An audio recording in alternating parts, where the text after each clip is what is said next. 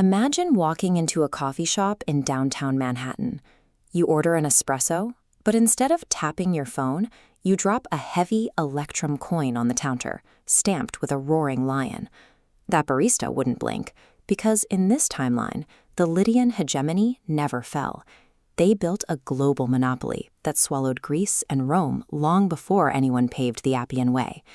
History classes treat King Croesus of Lydia like a cautionary tale about vanity. They paint him as a wealthy fool who failed to understand a metaphor. Croesus actually engineered the first true financial ecosystem. By inventing standardized, state-backed coinage, he hacked the ancient economy, turning a chaotic system of barter into a predictable, scalable grid. He bet on a new kind of imperial power, one that used capital and standardized credit to project influence across the Mediterranean. By 546 BC, Lydia operated as an efficient commercial gateway, controlling the primary trade routes connecting the East and the West. Look at the scale of these ruins. They represent the physical footprint of a trade monopoly at its peak. But on their eastern border, Cyrus the Great was expanding the Persian Empire, a fast-moving military machine that ignored the traditional protocols of trade. This was a clash of models. A deeply entrenched, cash-rich monopoly suddenly faced a disruptive, aggressive competitor hungry for territory. Despite having total market dominance and functionally infinite gold reserves, Croesus managed to bankrupt his entire empire in a matter of months. Faced with a rising competitor, Croesus makes a standard executive play. He seeks outside intelligence to assess the risk of a preemptive strike. He sends envoys here, to the Temple of Apollo at Delphi, to consult the ancient world's most premium consulting firm, the Oracle. He needs to know if he should attack the Persians. The Oracle delivers a perfectly crafted trap. If you cross the Halys River, you will destroy a great empire. This diagram shows the point of failure.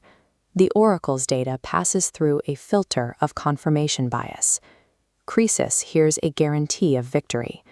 Because extreme wealth isolates leaders, that filter turns solid, blocking the obvious secondary scenario. The destroyed empire was his own.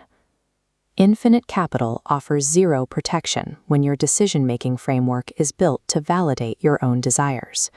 Croesus takes his entire army across this natural boundary, the Halys River, and engages Cyrus in a brutal, indecisive battle at Pteria.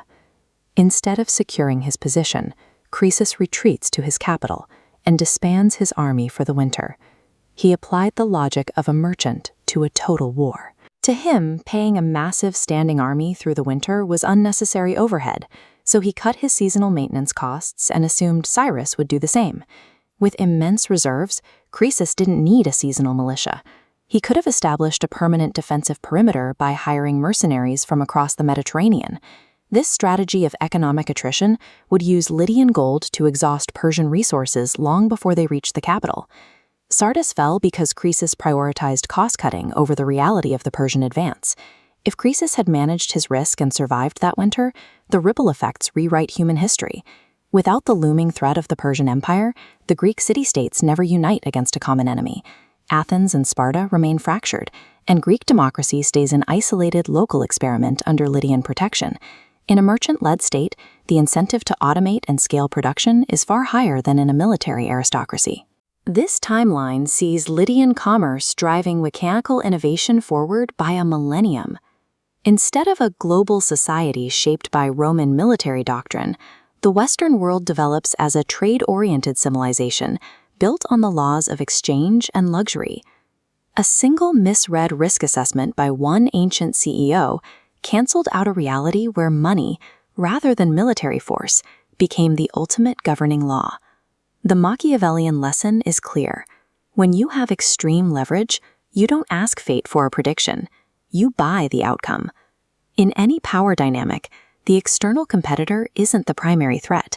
The real danger is the advisor who tells you exactly what flatters your ego. Possessing vast wealth without an objective strategy for how to deploy it is simply a very expensive way to get robbed.